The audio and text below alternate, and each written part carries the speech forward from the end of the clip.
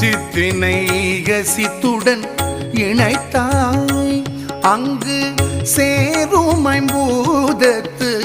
வியனுலகமைத்தாய் அத்தனை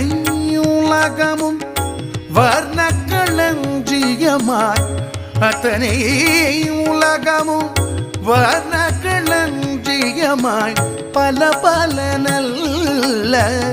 அழகுகள் சமைத்தாய் பல பல